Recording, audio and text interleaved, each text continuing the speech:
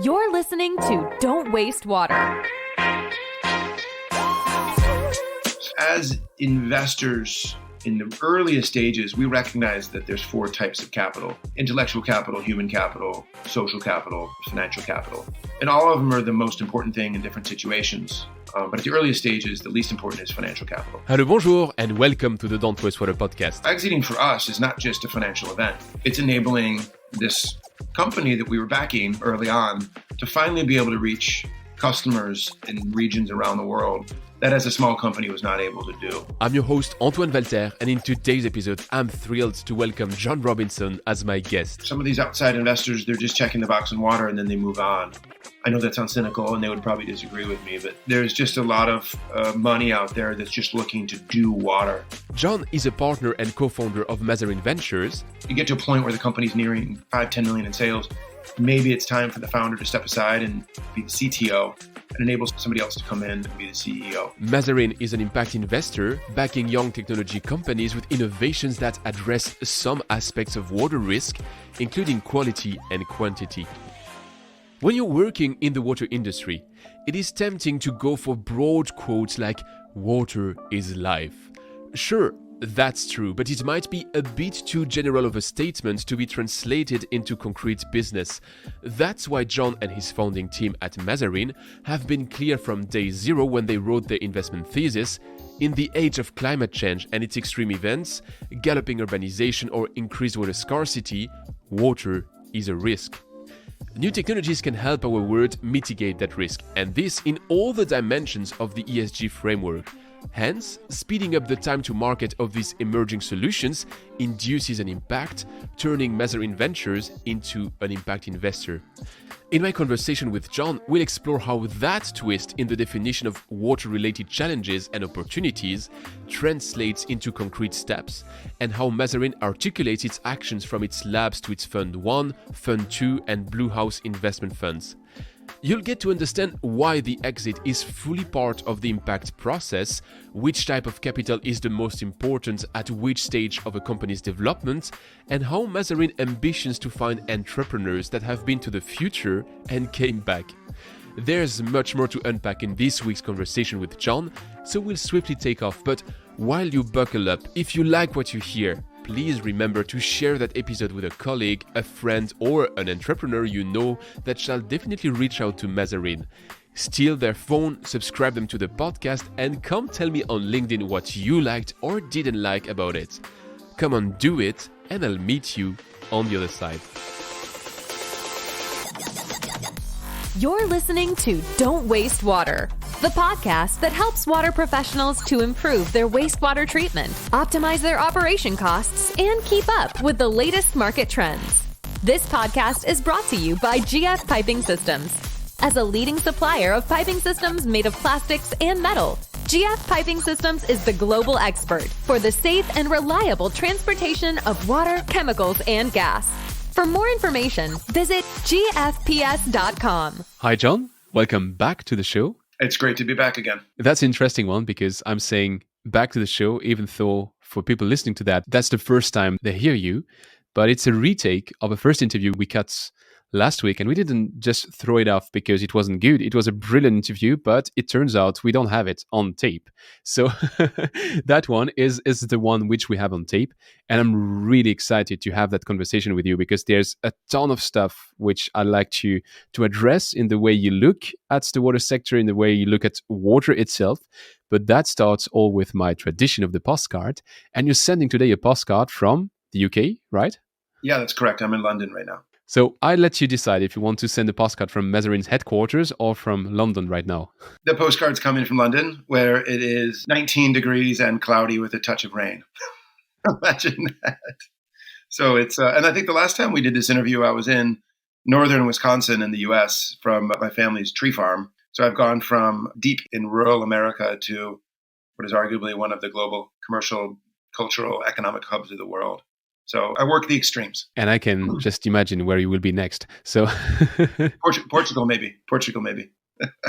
Actually, you're not coming from the desert. I've heard some of your other appearances on other podcasts. So I'm going to link to them in the comments and try not to repeat myself compared to what my colleagues and estimated podcast guests have asked you. Nevertheless, there's one step in your journey which is really interesting to me, is how you come to building an investment fund. How do you do that? Is it like black magic? You say, I want to become an investor, and money starts to flow on you? Or how do you do it in concrete steps? The origins. I think that every investment group focused on water or any industry, and for that matter, that's specialized, has their own origin story, their own entry to the business. For Mazarine in particular, our core team of 4 partners has a unique set of skills that enable us to be in the role we play within water. Myself and Anders Halsby have spent a lot of our careers bringing technology to market in different ways. So I ran a consultancy for 10 years focused on helping water-related technologies get into international markets. So when you're a consultant, you touch a lot of technologies, you come across a lot of different sectors and subsectors. The whole consultancy was go-to-market strategy. So that translates nicely into venture, because the companies that we're investing in, their big challenge is not creating a product, but getting to market is really the challenge. So Anders was doing the same thing for most of his career. Pete Nassos, our third partner, he spent a lot of his career in sales and marketing roles within water and wastewater. So guess what the challenge these young companies have? Sales marketing. Go to market's one problem, but then you have to figure out how to sell your offering. So Pete's really good with that. And then Tammy, our fourth partner, she has a background in private equity and venture capital. So it turns out these young companies, this is usually the first time they've raised money, or the first time they've had a board, or the first time they've structured something. And so Tammy's really good at helping these young companies figure out the financial path forward. And then prior to investment, she's really good at helping us figure out what we should get into and what we should stay out of. So our origin story is a little bit different than other people, but it's a combination of 4 individuals' experience and expertise has enabled us to start Mazarine. And one final thing, the 4 of us have a very high degree of intentionality around impact, social and environmental impact. We wake up in the morning as investors and as business people, but I think we go to bed at night genuinely concerned with the water risks that the world faces, industry and society. So our mandate is impact, and that's core to everything we do. I'll go a bit deeper into that topic of how you look at water and how you place it on the map, and what's somehow your investment thesis. But you define yourself as an impact investor, and according to GSIA numbers, which I consulted before having the discussion with you, there's roughly 15% of the market which is ESG investment, so that's $35 trillion, roughly speaking. And then there's 1% of those 35 trillions, which is impact investing. So you are a niche in the minority. Mm. You say that's something which you wake up with and which you carry with you the full day, and you go to bed with that aim of being an impact investor. Nevertheless, if you want to make money, that's maybe not the first track to follow. So if I'm being a bit of a contrarian here, why did you decide for that path of being an impact investor? I think Mazarine's in a unique position to be able to help humanity. That sounds like a very grandiose claim, but by identifying early stage technology companies that can genuinely help their customers with their E or S or G goals. So our utilization of ESG as a framework is pretty straightforward. We look at 300-400 deals a year, just like any other VC would. But when we find a company, we have to score them for their potential to help their customer realize their E or S or G goals. So for water, the temptation is to say that it's all E. And clearly E is a big part of water, environmental protection, making sure that the environment that we live in, that animals live in, that plants live in, is protected. And so water and environment are obviously very connected. So pollution is a big part of investing in technologies that mitigate pollution to the environment. So we like technology companies that are able to generate a high degree of E for their customer, whether it's a public sector or private sector customer. On the S side, I don't know how you can talk about water without talking about social. The most disadvantaged communities in the world are oftentimes the ones that have the most compromised water or are more prone to flooding. Wealthier neighborhoods are generally higher up, and low-income neighborhoods are definitely lower within the topography of a city or a region because they flood more. And wealthier people don't want to live in flood zones, and lower-income people end up there, unfortunately. So water, whether it's biological contamination or heavy metals contamination or flooding, so quality or quantity, is a huge S.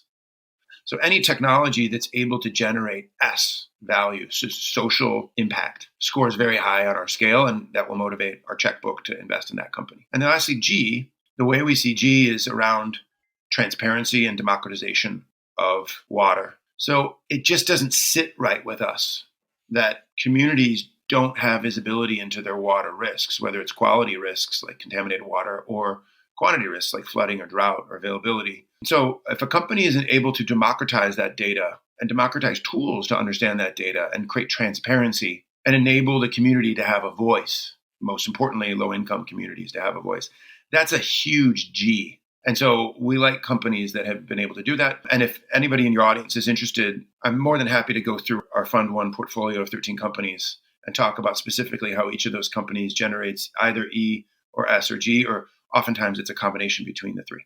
Well, actually, let's do that now. Let's go through your portfolio, because actually what's interesting in your take, that's that full water story, is that you're an impact investor, that you define it. You're an ESG investor. You define that as well. You invest in water. That's also one of the elements, but you don't invest in the water industry per se.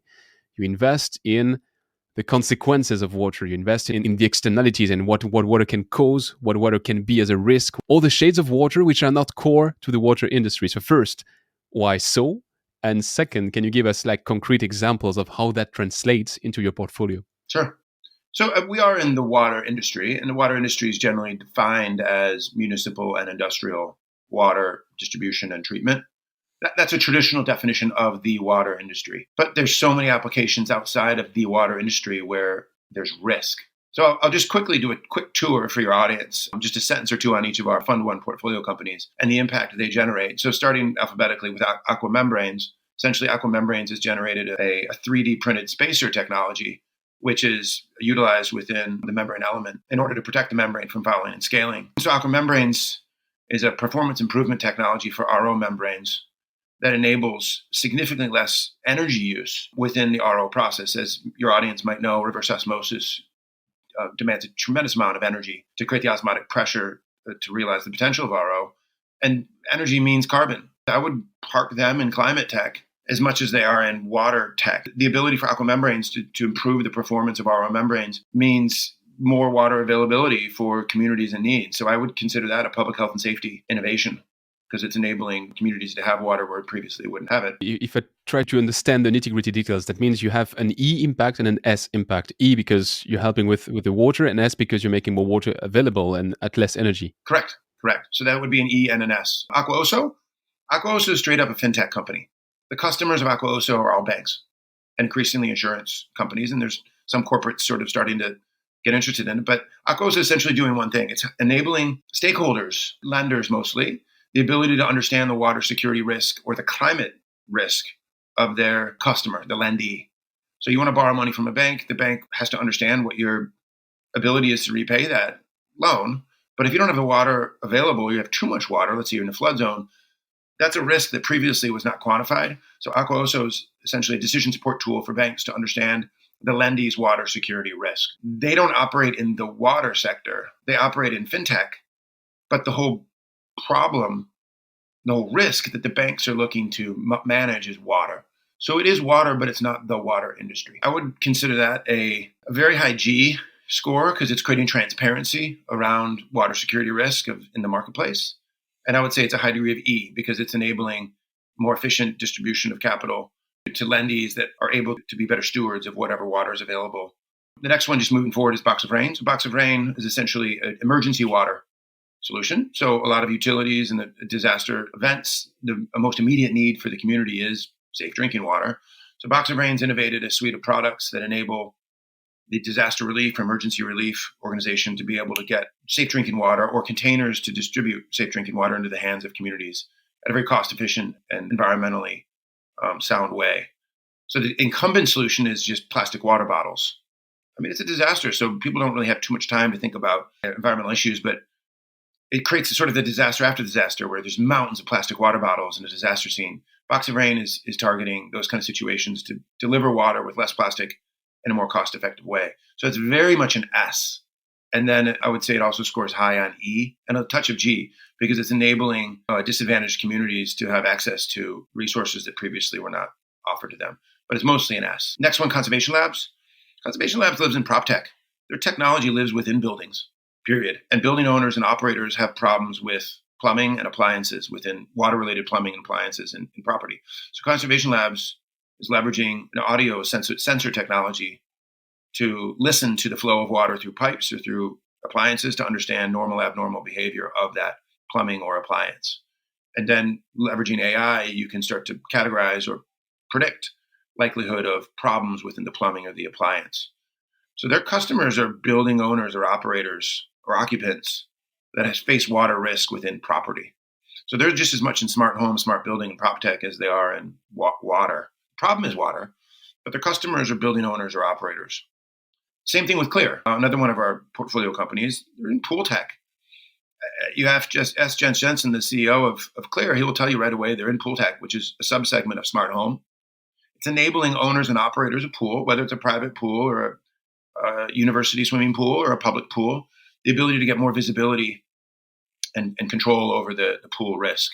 So this is very much an asset. That's creating transparency and enabling everybody to understand what the status is of the asset. Anytime you're creating democratization of data and transparency, it's a very high G in our mind. So Clear's intentionality is to democratize tools that enable healthier pool management. I think that gives us an understanding of how you approach all of them. If any of your audience wants to go through these one by one with us to understand the calculus behind our investments in these, schedule a separate call with your audience. But you get the flavor of how we approach things.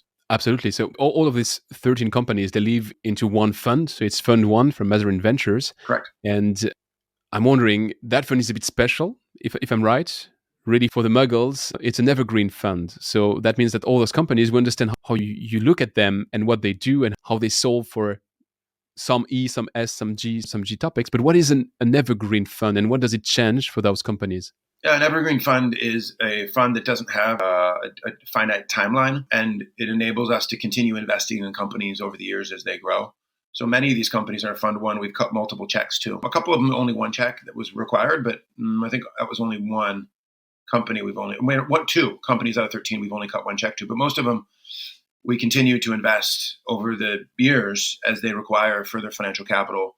We have the ability to do it. So Mazarine's on track to cutting 5 or 6 checks a year, and we have the ability to keep doing that, I guess, in perpetuity. So we don't have a very clear or a very finite timeline like most funds do on a 5-year investment timeline and then 5 years of harvesting exits. We'll continue investing in perpetuity out of Fund 1. What is the typical shape of one of these companies when it enters the fund? And when do you think they're mature enough so that you probably are not the one anymore that can help them to grow to the next stage? The criteria for a Fund 1 check is companies that are in market, nearing $1 million US dollars in sales. So they already have some customers, and we think that this year or in the coming year, they will be at $1 million in top line sales. They can't be grants. That can't be non-dilutive money from the government. That means customers paying them near $1 million. That's the key requirement financially for the company to be qualified for a Fund 1 investment. Also, at this stage, these are seed stage companies that are in market.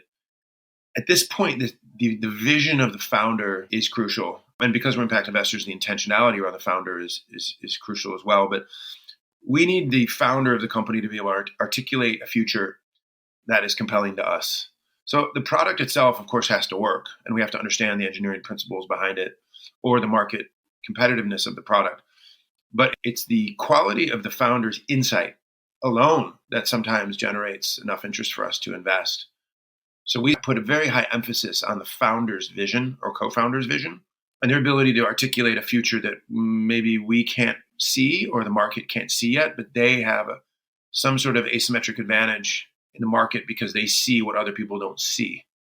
And their product that they've embedded has enabled them to capture markets share that incumbents or others are not able to capture. So that's a very important part of our criteria. Financially nearing $1 million in top line. Secondly, a founder that can articulate a vision. And lastly, because it's so early stage and we're on the phone with these companies pretty regularly, it has to be a high degree of chemistry between Mazarine and the management team and the founder, where there's a mutual respect and a trust between us that we have some puzzle pieces, they have some puzzle pieces. Let's make sure that we respect each other's opinions and strategies, and let's get to the next milestone together. So the next milestone is why we launched Fund 2. So our Fund 2, which we haven't cut a check out of yet, is focused on growth stage companies. So companies that are nearing $10 million US dollars in sales.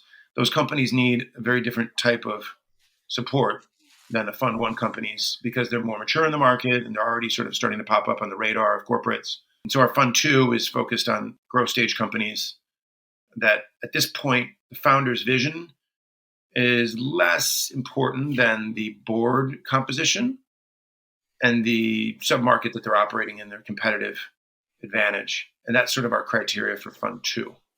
Fund 2 is currently rolling out. So you have these 13 companies within Fund 1, and Fund 2 is seeking its targets. Will it be the 13 which will flow into Fund 2, or do you also look for other prospects? Other prospects as well. Some of the Fund 1 companies will receive a Fund 2 check. And then Fund 2 will also include some companies that were not in Fund 1 for whatever reason, but are nearing 10 million in sales. And Fund 2 has an appetite to invest in that. Another thing I should share with your audience is that of our Fund 1, 45% of the companies, 45% of the 13, their IP is essentially rooted in data science. Something in the data science toolbox enables them to generate value.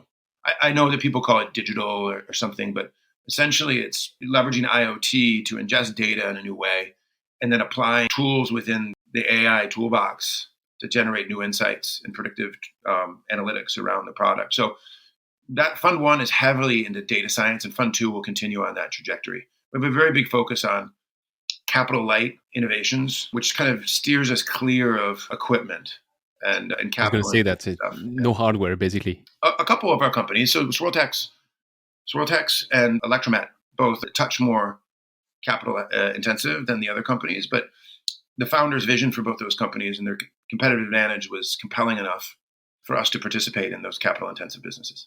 We have this clear framework. If I try to recap it and to make like the portrait of a typical company which enters Fund 1, it has 1 million of sales, impact entrepreneurs, an asymmetric advantage on the market, and it has a good affinity with Mazarine because you will be working quite closely with them.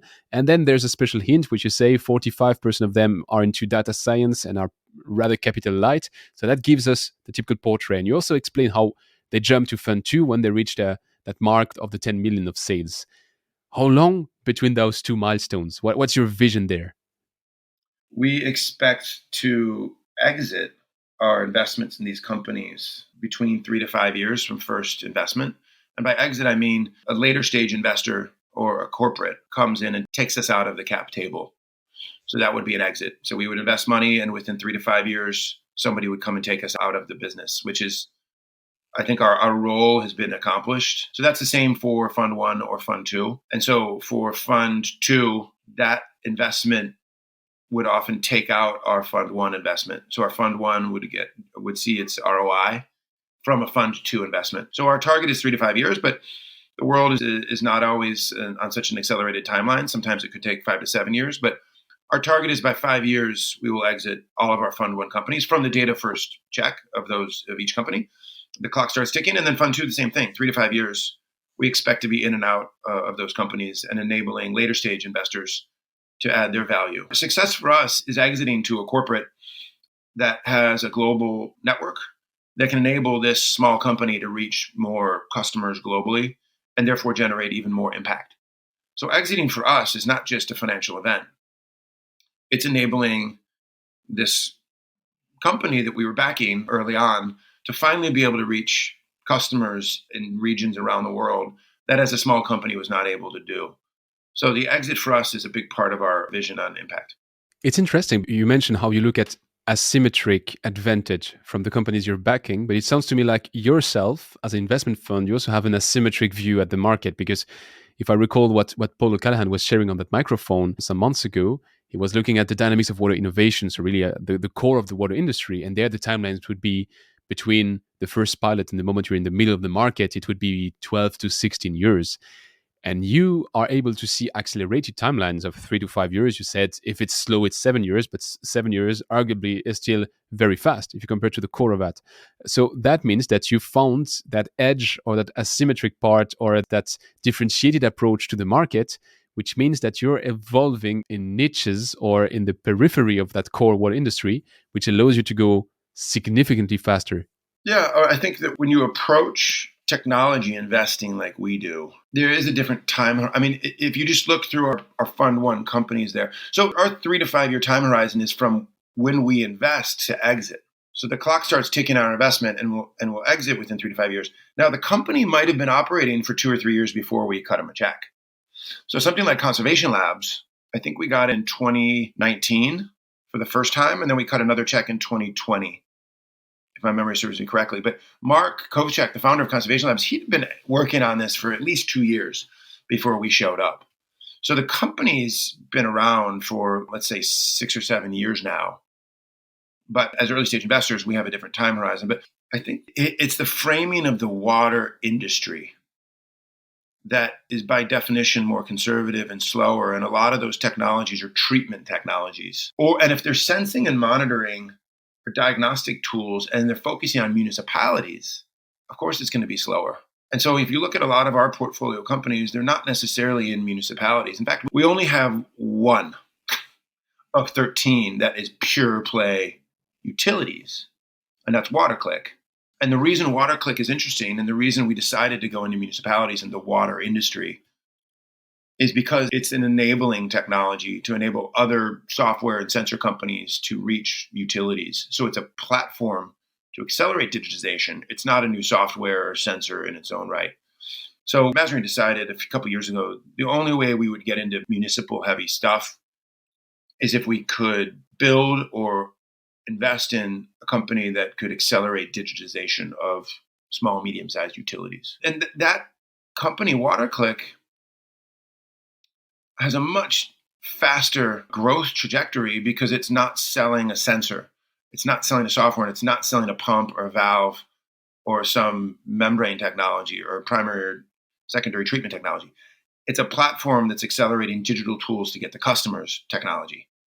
So it's a totally different animal than the ones that traditionally have popped up in Blue Tech's market analysis of time to exit. We're cutting the market differently and seeing the market differently. And other investors have their own thesis and their own framework, which is exciting to see that different people are tackling the market differently. Is it a real way to cut the market and look at it differently, or is it a marketing angle? I'm trying to be a contrarian here. No, it's not a marketing angle. It's a real way to cut the market. I'll give you an example. Everyone likes examples. Our portfolio company, Simple Lab, based in California. Simple Lab is in the environmental testing labs business. If you ask the CEO of Simple Lab, he would say they're not in the water industry. They're in the business of environmental testing labs. So I don't know how many are in other countries, but I know in the United States, there's several hundred government certified environmental testing labs. And just imagine a lab. They have a lot of expensive equipment that can generate tests and results to understand what's in your sample. So guess which industry needs to do a lot of tests? The water industry. But does that mean that Simple Labs in the water industry? No. They are water quality testing is a risk for owners and operators of water assets. And labs traditionally have been somewhat analog and slow, and the reports are sometimes hard to read. So Simple Lab has brought the labs forward and made the labs more relevant to anybody who has to test their water quality, whether it's a utility or in a factory or a conservation group or me in my home. It's bringing efficiencies to the environmental testing labs services business than it is the water industry. So that's a different way of cutting water. In that respect, it's sort of bringing efficiencies to owners and operators of water assets, then selling them a new valve or a pump or a DAF solution or some sort of software to manage their X, Y, or Z asset. So a different way of looking at opportunities. I was trying to push a bit. I have to be sometimes a bit of a contrarian. I'm wondering, what's the level of risk you're taking with those companies? So far, I guess you have a 100% survival rate, Yeah. But on the long run, that might not be the case. First and foremost, our biggest risk is that we get something wrong. Then we invest in a company that somehow we had some blind spots or we didn't understand that what the market potential was or the impact potential, and we just get it wrong. Just like anybody else or any other group, you're not going to get it right 100% of the time. So our biggest risk is that we get one of these wrong. We totally misread the opportunity. The second risk is something happens to the founder. For whatever reason, they're not able to run the company anymore. And that's the second biggest risk, is that we lose the key person. And that's kind of scary because, we could probably find a replacement for the person.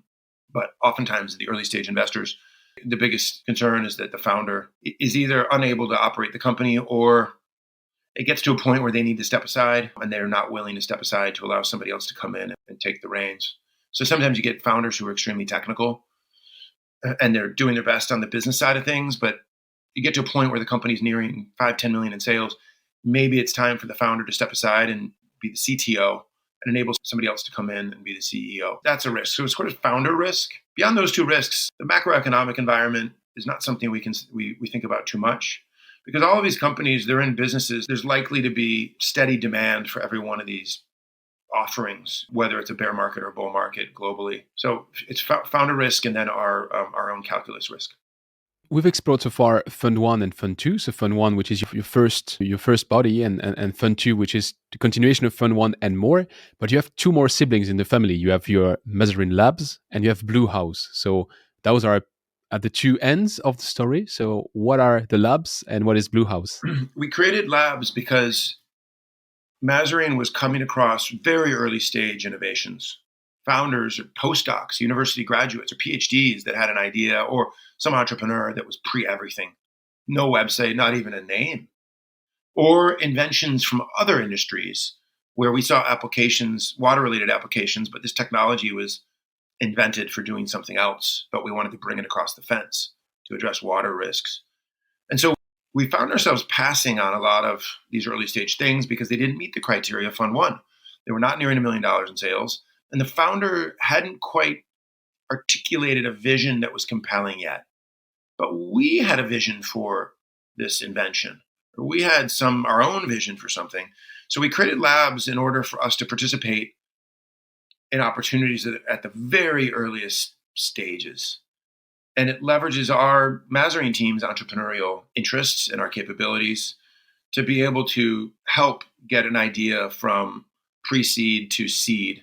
And then once it's in the seed stage and in market, well, then it can receive a check from Fund 1. So we kind of created labs out of necessity. And we've organized labs around 9 workbenches. Every workbench in labs has its own dedicated focus. It's all virtual labs. We don't physically have a lab somewhere. But each workbench is piled high with good ideas, bad ideas, crazy ideas. It's a skunk works. It's an incubator where we can take some risks and we can be a bit maverick in our approach to things, and we can hypothesize around, it'd be nice if somebody did this, or what would be compelling is if someone did that.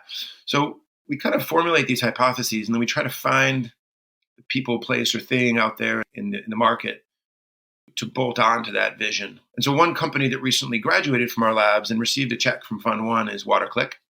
So we had this vision about a year and a half ago around small utilities.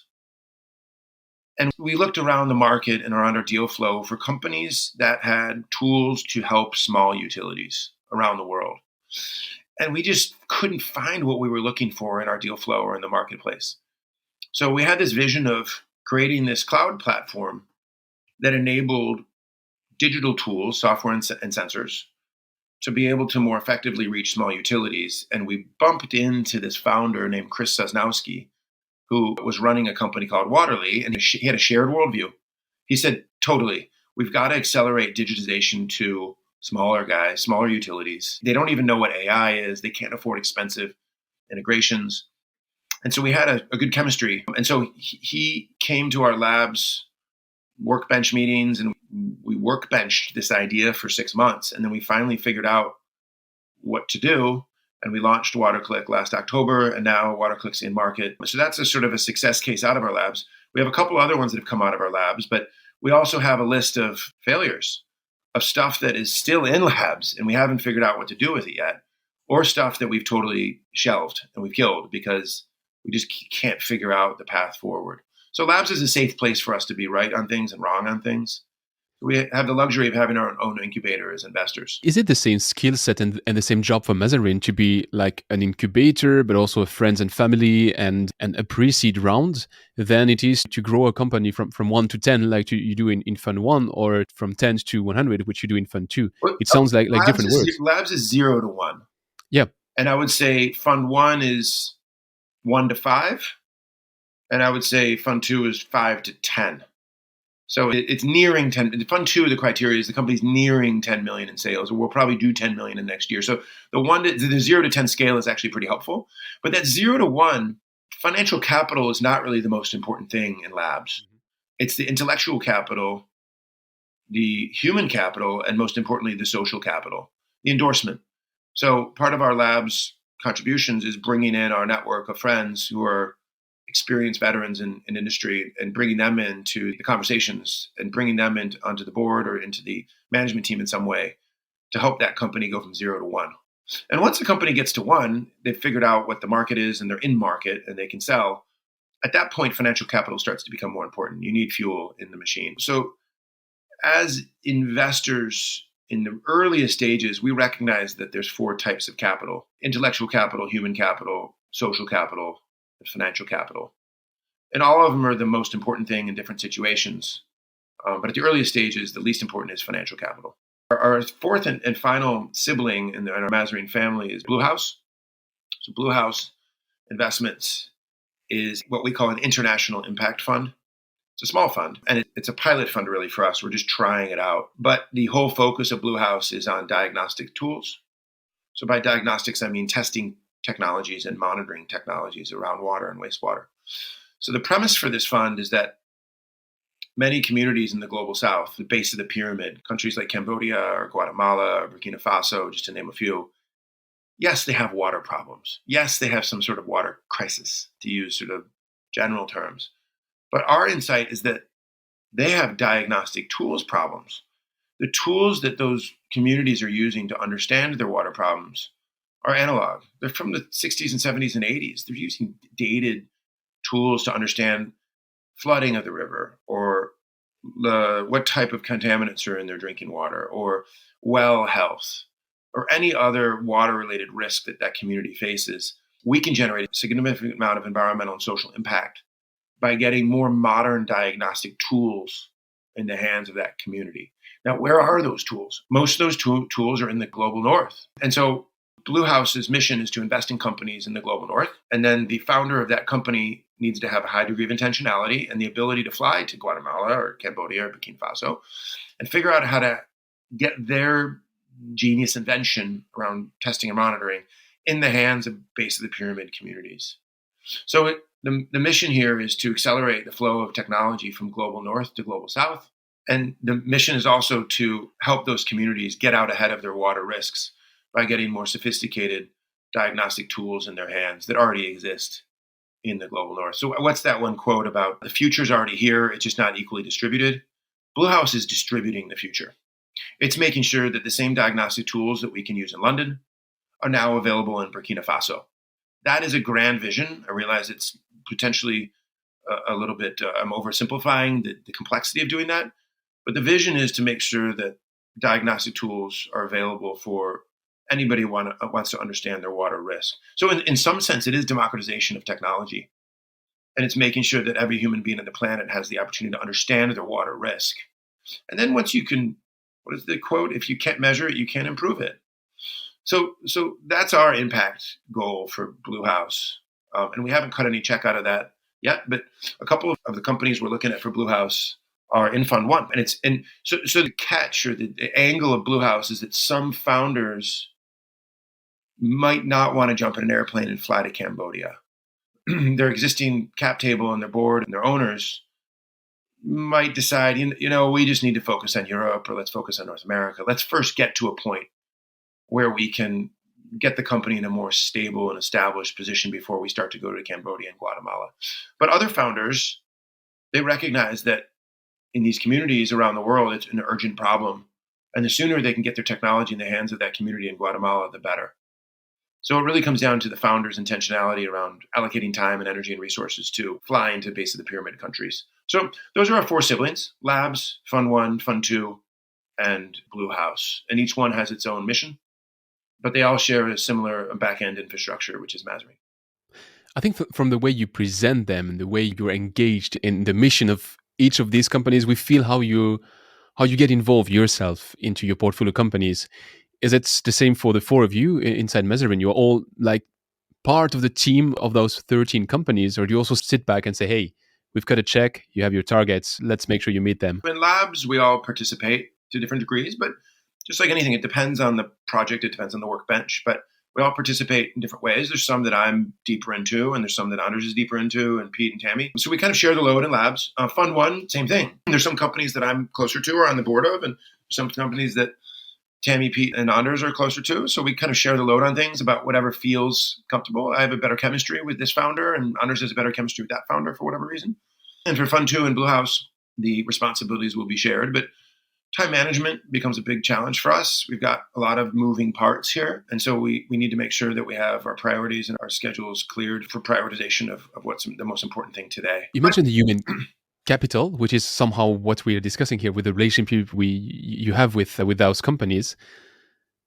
Obviously, the 13 you're in are the ones where you clicked and you had a good bond, but I guess there must be much more that you've met, which somehow were ticking the other criterion, but not that one of the affinity to Mazarine. But generally speaking, what is the number one mistake you keep seeing in that human capital, or the way entrepreneurs or impact entrepreneurs look at the market? What is that single thing which annoys you and you would like to share to everyone? Stop that and you'll be so much more successful. Yeah, I would say the number one thing is that the founder of the company we're looking at, they don't have a convincing grasp of the customer. They're very product centric because they've worked so hard on their baby and they've developed a product that works. 99 out of 100 times, the product usually works as advertised. But they have a loose understanding of the customer's problem and need, and that the motivations and the buying behavior of the customer is still elusive to them. And that's the biggest mistake they make. And so if a company really doesn't have that, it's not the end of the world, but we will steer them to labs. And we will say, hey, let's go into labs and let's work on the customer discovery and let's really understand the customer. But some founders, they say, no, I don't need to go back to school. I just need money. It's like, well, to go after what customer? And they articulate some version of the customer that they know. But if we don't sense that the founder has a command of the customer, we're not going to invest. Number one. So if we have an hour to spend time with a founder, we want to talk about the customer and the market landscape and competing offerings for 45 minutes, and then let's spend 15 minutes talking about the product. Typically, founders want to talk about the product for 45 minutes and then the customer for the last 15 minutes. So that's the number one reason. The number two reason is valuation. That oftentimes these young companies, they've done a preliminary round or something, or a friends and family round, or they were on stage at some accelerator and they fancy their valuation to be 15, 20, 30 million on just $1 million or less in sales. Does the product work? Sure, of course it works. Is the founder smart and capable? Probably. But the valuation is the second reason why we pass, because we don't feel the valuation reflects where they are in their journey. And so we have to pass on those ones where we feel like the valuation is a bit inflated. Those are the two main reasons why we pass. I have a curveball for you in that field, actually, because right now in the market, if you look at the water sector, so now a bit more inside the water industry than your portfolio companies, there are, and I'm not going to give names, but there are companies with the same level of sales than the one you would have in Fund 1, so between 1 and 5 millions, and valuations which go through the roof, like almost unicorns, if not actually unicorns. Do you have a rationale for that? I mean, you're an investor. You put valuation as one of the two main mistakes that entrepreneurs might be doing. So I guess investors must all have that common sense of not trying to inflate for the sake of inflating. So how do you explain the current level of valuations we see, which are often attributed to the ESG wave? So it's somehow related to that topic. You know, there's some funds out there that are I know this sounds contrarian and maybe a little bit cynical, but they're just checking the box for water. So they've done their investment in gender or race, poverty, or some other clean energy, and then, we have to do a water one.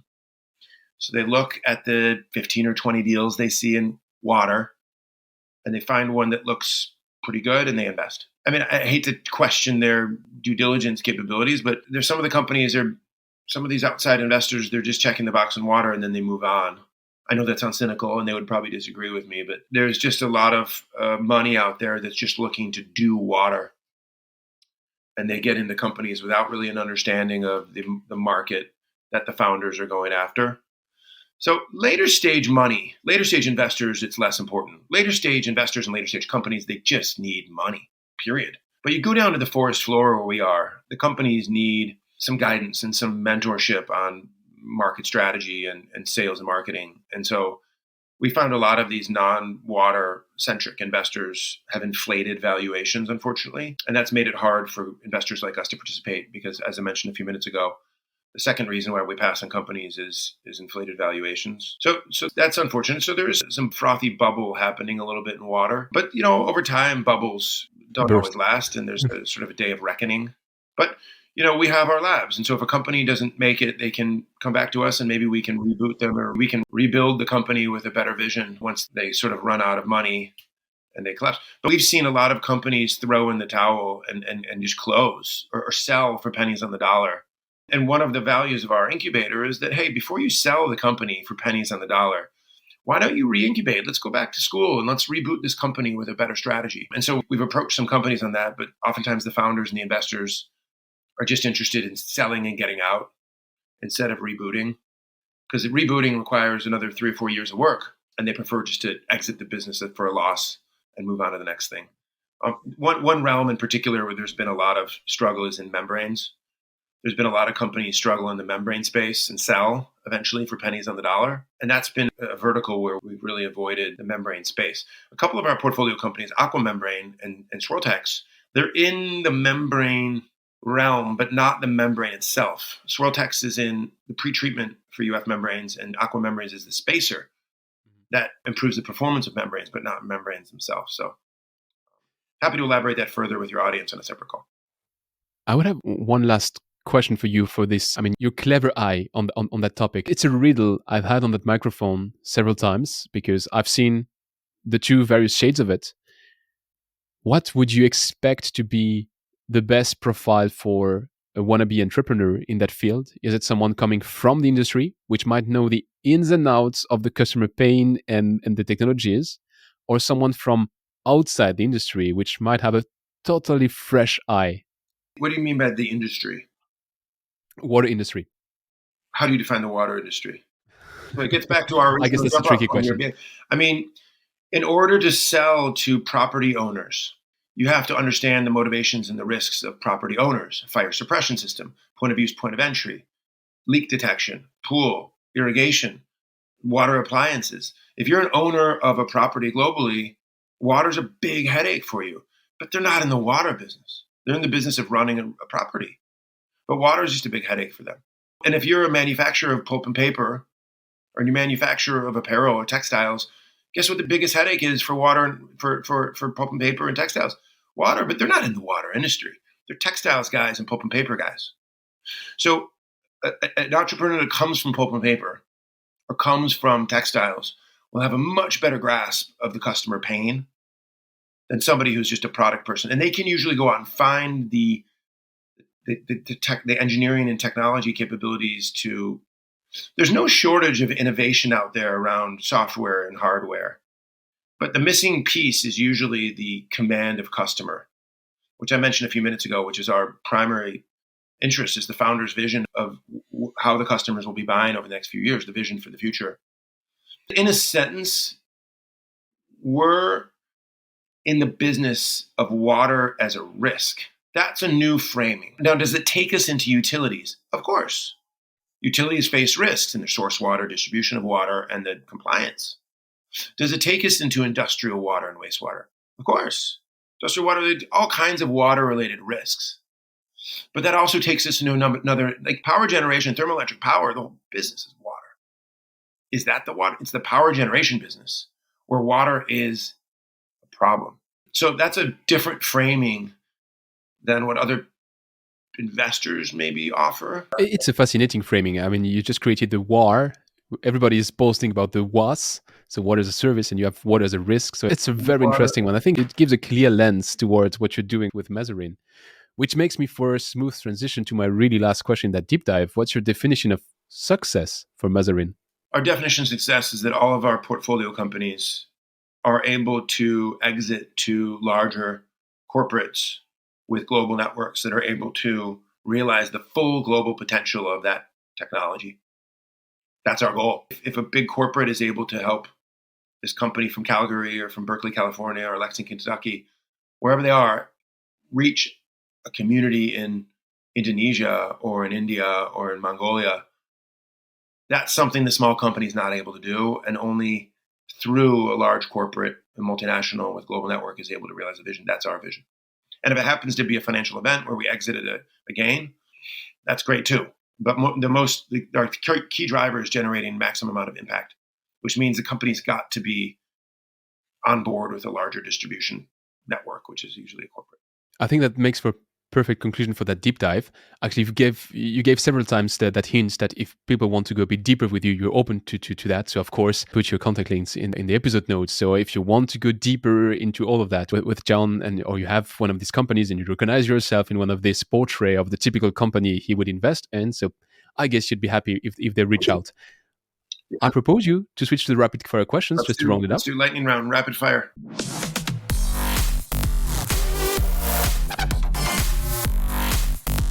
It's time for the rapid fire questions. So I try to keep the questions short and you have to keep the answers short. That's our common pledge. My first question is, what is the most exciting project you've been working on and why? WaterClick, because it's democratizing digital water tools to enable the smallest communities in the world to be able to benefit from breakthroughs in sensing and software and decision support that were previously not there. Can you name one thing that you've learned the hard way? Saying no to investment opportunities has sometimes created a negative energy between us and the company we've passed on. And we obviously don't want to create any negative energy with any founders, but we've learned the hard way that when you say no to a founder, an entrepreneur, you got to do it in a way that creates stress between us and them. So going forward, we need to be a lot better at figuring out the appropriate way to pass on deals without coming across as being uninformed and arrogant. So we need to be better at that. We've learned the hard way on that. Is there something you're doing today in your job that you will not be doing in 10 years? I think our focus on treatment will be eclipsed. We have a couple of investments that we're doing in treatment and purification. I think in 10 years, we will only be focused on diagnostics tools. And within diagnostics, probably mostly on AI as a tool to mitigate water and wastewater risk. As investors, where risk is our core investment thesis, it's only natural that we wake up every day and think about AI, because the whole promise of AI is to de-risk things. What is the trend to watch out for in the water sector? The trend to watch out for in the water sector is opportunities outside of what is traditionally defined as the water sector. So I'll give two examples very briefly since it's lightning round. Snowpack forecasting. A lot of communities on the world rely on snowpack melt in spring for their irrigation or for their power generation. Water is a source of feedstock for hydroelectric power. That's a realm where there's a lot of money going to go into understanding and monitoring snowpack forecasting. Another area that we think is really interesting is drip irrigation and sort of irrigation efficiency technologies. That's traditionally outside of the water industry, but the growth of irrigation technologies is going to grow a lot in the next decade. And then the third final one is indoor aquaculture. Once you're growing crops, whether it's a plant or a fish indoors, the whole business becomes water. The outcome is protein or grain or a plant. But if you're growing things indoor, then you have 100% control of the water distribution to the plant or the crop, which is a really exciting play in the next decade. So all of those are outside of municipalities and industrial water, wastewater. So somehow the trend to watch out for is think outside of the box. Correct. So I guess it's a very powerful advice. If you were a world political leader, what would be your first action to influence the fate of the world's water challenges?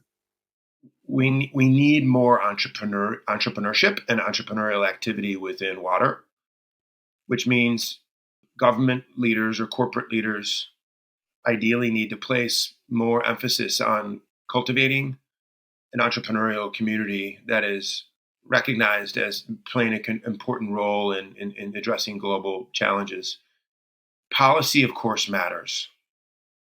Large engineering projects, of course, matter.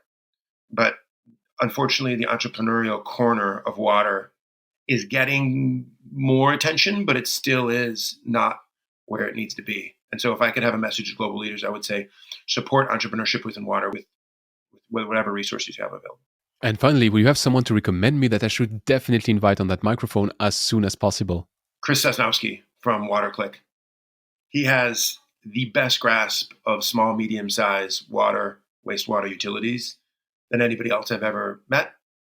And he has a very high intentionality around helping those little guys get out ahead of their operational risks that they face every day in their community.